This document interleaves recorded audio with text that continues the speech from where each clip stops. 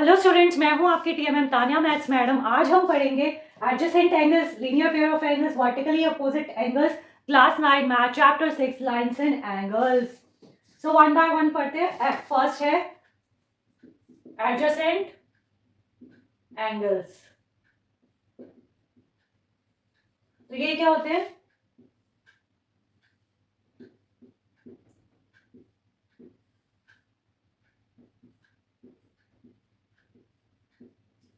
सो adjacent angles कौन से होंगे?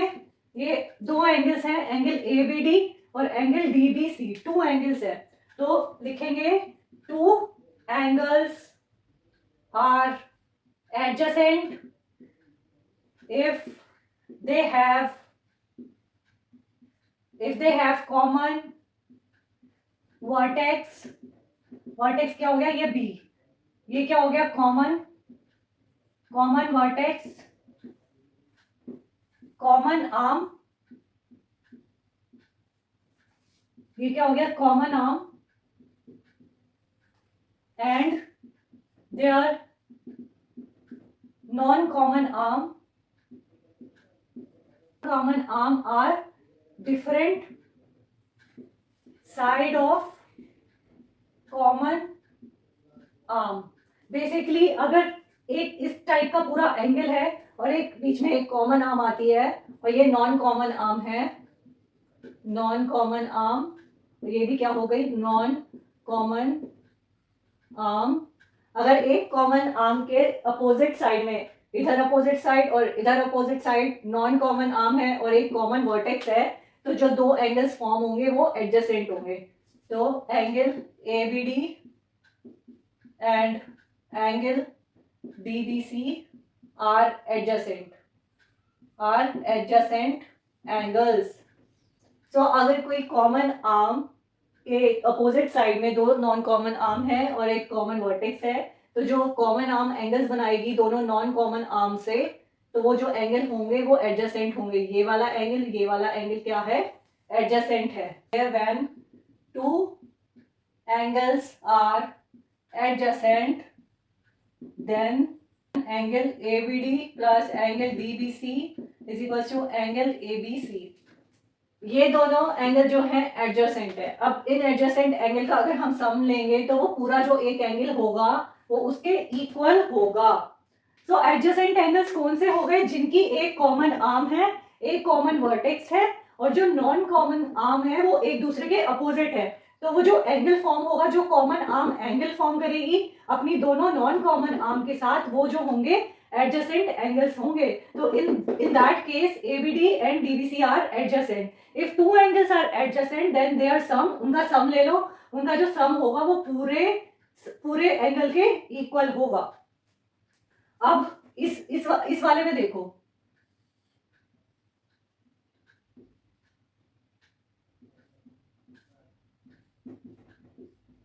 अब ये क्या है?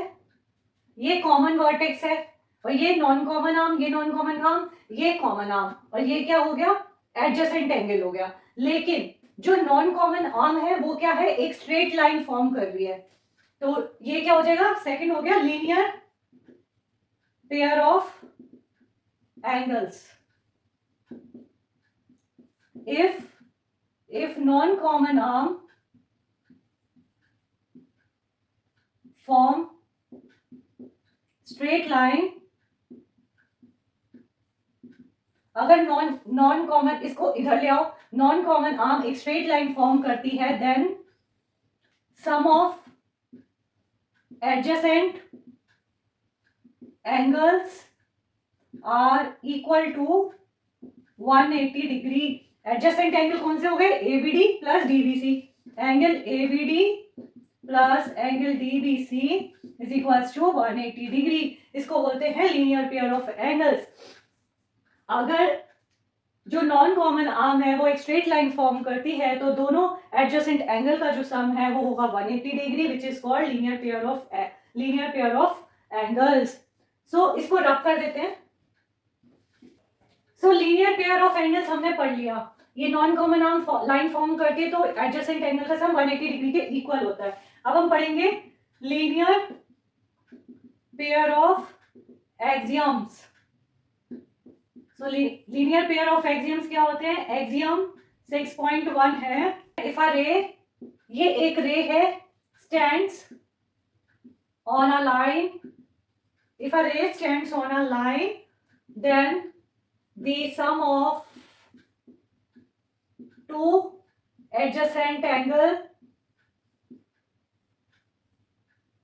sum of two adjacent angles so formed is 180 degree. So linear pair of axioms का first axiom बोलता है if a ray stands on a line then to adjacent angle का सम जो होगा 180 डिग्री होगा, जो कि लीनियर पेयर ऑफ एंगल्स में हम पढ़ चुके हैं, वही वो एक्सियम 6.1 है।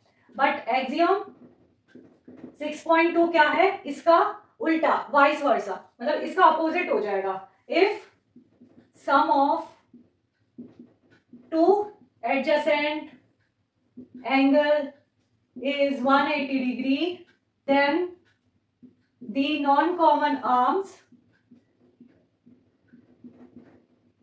of the angles form a line.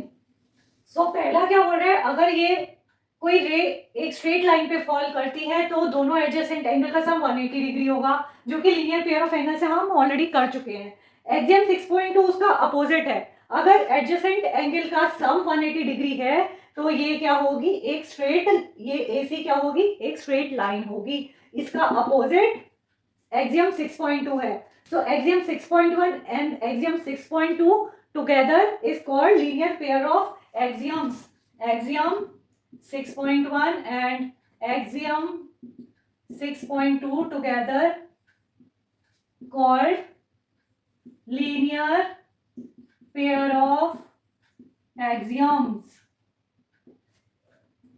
So easy है ये, तो आप एक दो बार देखोगे तो आपको समझ में आ जाएगा। एडजेसेंट और लीनियर पेयर बहुत इंपॉर्टेंट टॉपिक है ये, क्योंकि आने वाले जो थ्योरम हम प्रूव करेंगे, एग्जांपल्स जो हैं वो करेंगे, तो उसमें इनका मोस्टली यूज होगा। Adjacent angles, linear pair of angles और वर्टिकल अपोजिट एंगल्स, तो इन तीनों का आगे बहुत यूज होने वाला है, तो इसको बहुत अच्छे से समझना। इसको रब कर लेते हैं, वर्टिकल अपोजिट एंगल पढ़ते हैं। Vertical opposite angles,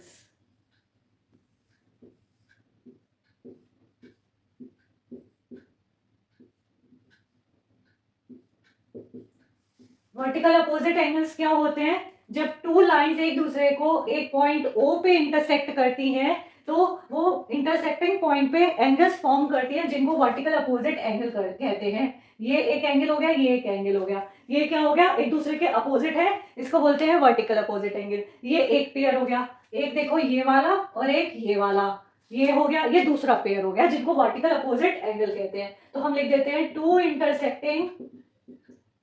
intersecting lines makes